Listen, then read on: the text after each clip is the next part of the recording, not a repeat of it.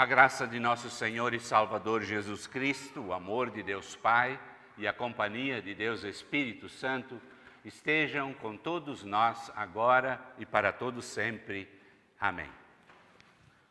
A mensagem de hoje tem por tema o Deus que vem a nós, baseado em todas as leituras do dia, embora nem todas nós lemos, mas fica aqui a sugestão de vocês anotarem no celular as leituras e depois em casa recordarem a mensagem em cima de todos os textos que nós vamos utilizar.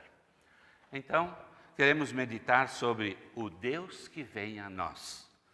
Que Deus abençoe essa mensagem na vida e no coração de cada um de nós. Amém. Podem sentar.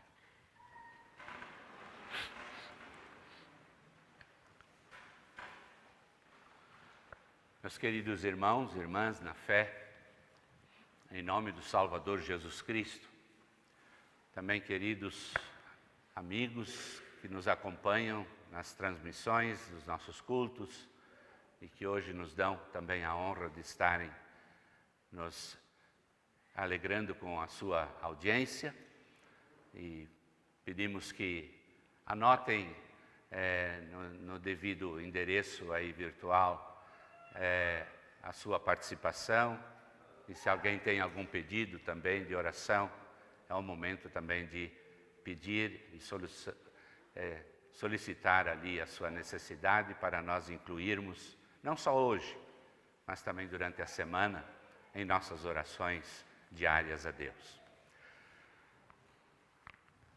O Deus que vem a nós. Como Deus vem ao seu povo, isso foi a grande notícia proclamada ao longo de toda a época do Antigo Testamento. E a mensagem inicial do Novo Testamento é a vibrante palavra do pregador do deserto, João Batista, que apontando para Jesus, o Verbo que se fez carne, falou: aí está o Cordeiro de Deus que tira o pecado do mundo. E a voz desse Cordeiro, Jesus, fecha o livro de Apocalipse com uma promessa que nós devemos lembrar todos os dias: certamente eu venho sem demora. Então, queridos ouvintes, cabe a todo o povo de Deus, tanto do presente quanto do futuro, continuar repetindo a derradeira súplica do apóstolo João, quando disse: Amém. Vem, Senhor Jesus. Amém. E alegrando-se nesta boa nova do Evangelho, o cristão então deve viver na firme esperança da sua salvação eterna, mediante a fé no Redentor Jesus, que disse assim: a vontade de meu Pai é que todos aqueles que veem o Filho de Deus e creem nele, tenham a vida eterna, e no último dia eu os ressuscitarei. Mas um dos grandes males de todas as épocas, e a nossa também não é exceção, é justamente a falta de esperança. Contrastando até isso, o tema da minha mensagem na comunidade de Nova Odessa, no domingo passado, foi justamente o contrário. O tema era: sempre há esperança. Já o poeta gaúcho, Mário Quintana, disse o seguinte: viver é acalentar sonhos e esperanças, fazendo da fé a nossa inspiração maior. Já o dramaturgo francês Victor Hugo escreveu: a esperança seria a maior das forças humanas se não existisse o desespero. E um anônimo deixou esta máxima: a pior coisa que pode acontecer a um povo é perder a esperança e a vontade de perdurar. Mas percebe-se realmente que os desalentos e a inquietação estão cada vez mais intensos, causando em muitos a perda da esperança por dias melhores. Constata-se anualmente que o índice da criminalidade é crescente. A mídia quase que diariamente anuncia que mais uma vida humana foi dizimada por assassinos frios e calculistas. Os consultórios psiquiátricos vivem com a agenda cheia. O consumo de diversos tipos de psicotrópicos aumentam de uma maneira assustadora. Num mundo cada vez mais intermediado pelo virtual, a solidão tem atingido níveis epidêmicos. Os problemas sociais existentes e um adequado acolhimento aos marginalizados, aos sem-teto e aos que sentem as dores da fome ficam cada vez mais distantes de uma solução. O surgimento de novos conceitos e filosofias com propostas de um caminho ilusório confundem os menos esclarecidos. Meus ouvintes, toda essa angustiante realidade do mundo contemporâneo revela uma forte carência de esperança.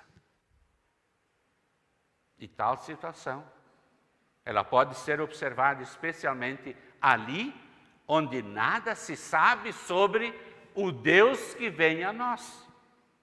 Ali onde se engrandece o Homo sapiens e se confia exclusivamente nos poderes e nos bens terrenos.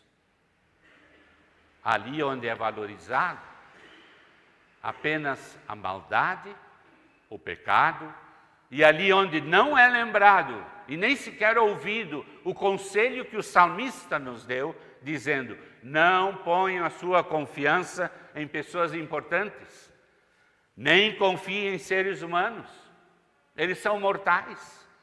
Feliz é aquele que recebe a ajuda e que a sua esperança está no Senhor. Há pouco, o hino 389 nos levou a cantar afirmando: estamos no mundo, mas dele não somos. Aleluia! Aleluia! Mesmo estando no mundo, por graça divina, dele não somos. No entanto, por outro lado, nós também vivemos neste mundo. Então nós não podemos vendar os nossos olhos e viver como se nada de preocupante houvesse. Não podemos imitar, por exemplo, os líderes dos reinos de Judá e de Israel, descritos na leitura de Amós, que praticavam claramente os pecados de exaltação, de extravagância luxuriosa, não dando a mínima para com as coisas de Deus e para com as necessidades do povo em geral, demonstrando assim total indiferença pelos problemas que estavam ao seu redor.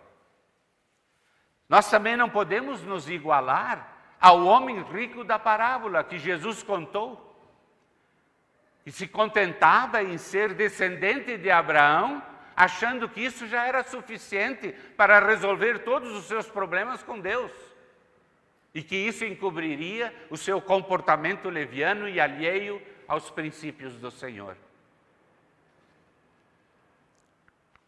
E, infelizmente, nós temos de admitir que hoje também se observa em ambientes até cristãos, que muitos agem de modo semelhante. Acham que por terem sido batizados lá quando crianças, ficam agora a vida inteira imunes as tentações do diabo, do mundo e da sua própria natureza humana corrompida. E presumem, então, que estão definitivamente bem-aventurados. Esquecem-se daquelas palavras de Jesus quando disse: eu sou a videira, vocês são os ramos. Quem está unido comigo e eu com ele, esse vai dar muito fruto. Porque sem mim, disse Jesus, vocês não podem fazer nada. E ignoram a advertência com que Jesus terminou essa fala, dizendo: quem não ficar unido comigo será jogado fora e secará. O Deus que vem a nós.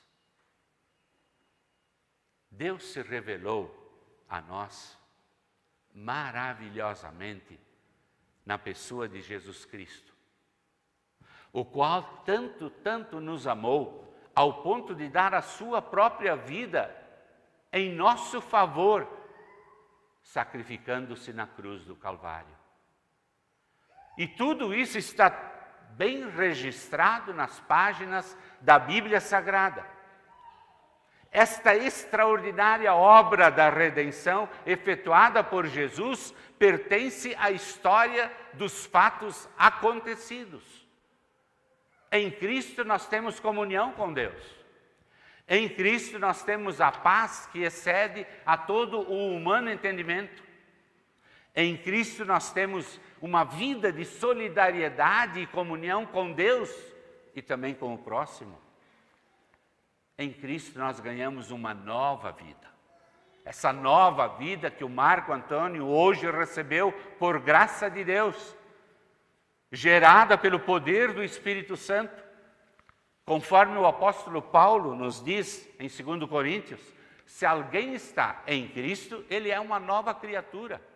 As coisas antigas passaram, eis que se fizeram novas. No entanto, meus amigos, nós precisamos lembrar e admitir que este novo em nós, infelizmente ainda continua manchado pelo velho Adão. Mesmo em comunhão com Deus, nós todos continuamos sendo miseráveis pecadores e padecemos sob a nossa própria imperfeição.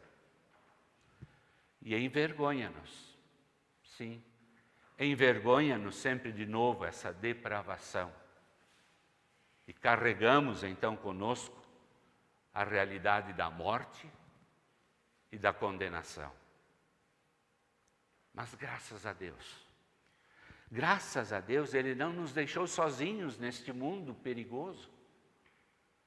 Ele não nos deixou órfãos, mas em seu infinito amor, Deus providenciou com que nós fôssemos agraciados pela misericórdia de Cristo e beneficiou-nos com o perdão, a vida em comunhão com Ele e a esperança da salvação. Por isso, enquanto nós estivermos neste mundo, nós devemos permanecer firmes e fortes na fé em Cristo e, como filhos de Deus, praticar a vontade de Deus, sempre lembrados de que o que nós temos aqui é um penhor daquilo que virá.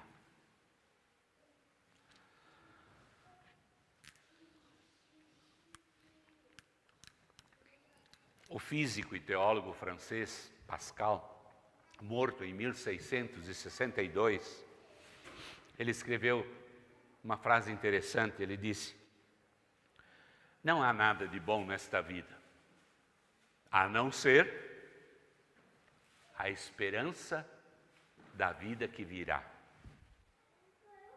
É bonito isso. Não há nada de bom nesta vida, a não ser a esperança da vida que virá. Mas o mais importante é a promessa do Salvador Jesus para nós. É que nesta vida, naquilo que fazemos ou deixamos de fazer, a realidade da vida futura lá nos céus é que precisa ser levada sempre em conta. Portanto, nós devemos viver nesse mundo sempre na perspectiva do futuro. Tal conduta de vida deve ser o objetivo e o propósito de cada cristão. Interessa-me o futuro, porque é lá que eu vou viver o resto da minha vida, sem fim. Aquele homem rico da parábola, ele não conduziu a sua vida com esse objetivo. E nós ouvimos na leitura as consequências que ele teve. A sua escolha não foi uma escolha bem-aventurada. E tardiamente ele percebeu o seu erro. Então preocupou-se com a situação de seus irmãos, para que eles então não tivessem a mesma consequência, o mesmo destino, a mesma condenação. Intercedeu por eles, mas daí ele teve que escutar aquela palavra de Abraão: os teus irmãos têm a lei de Moisés, os teus irmãos têm os livros dos profetas para os avisar. Que eles os escutem. Meus ouvintes, essa admoestação é também para nós. Em nossos dias, a indiferença para com a palavra de Deus aqui neste mundo poderá nos levar fatalmente ao destino de tormentos no inferno.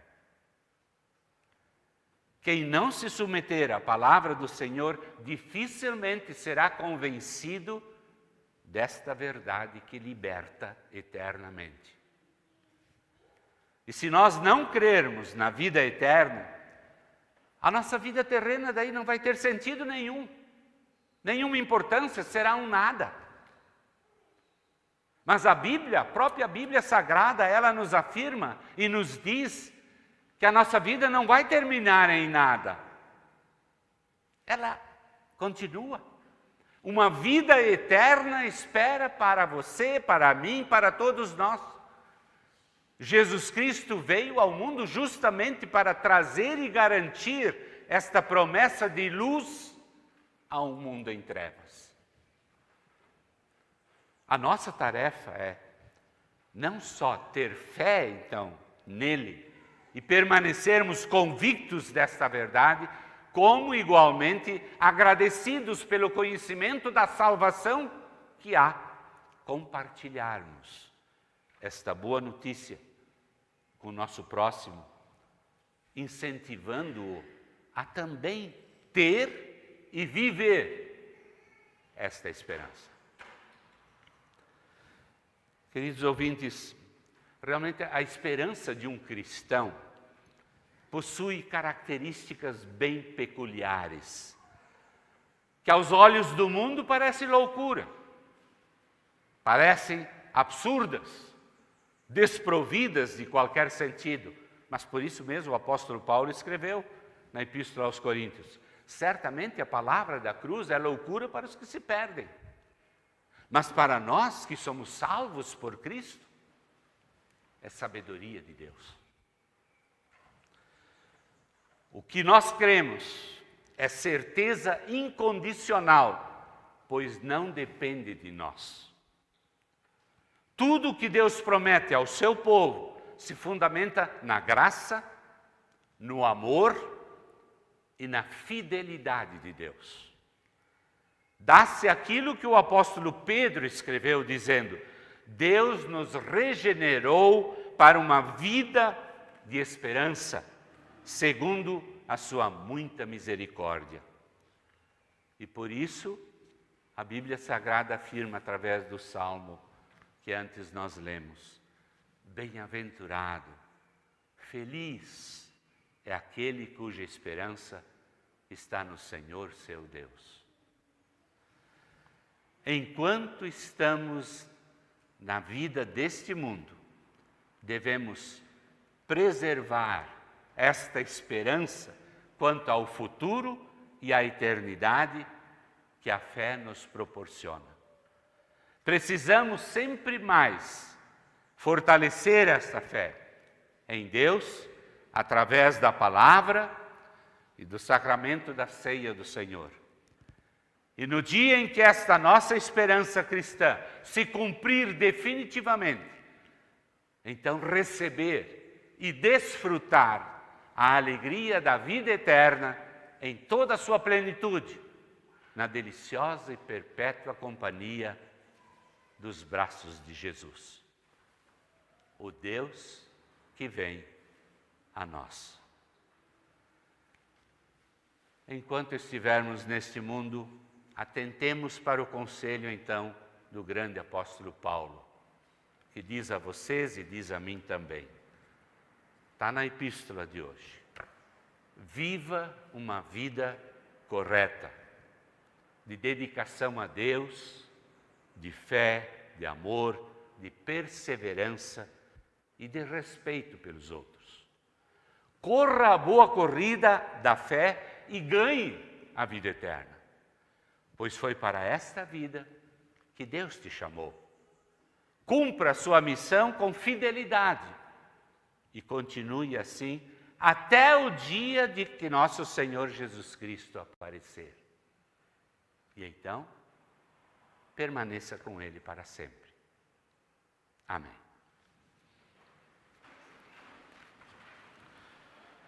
E a paz de Deus, que excede todo humano entendimento, guarde os nossos corações e nossas mentes em Cristo Jesus para a vida eterna. Amém.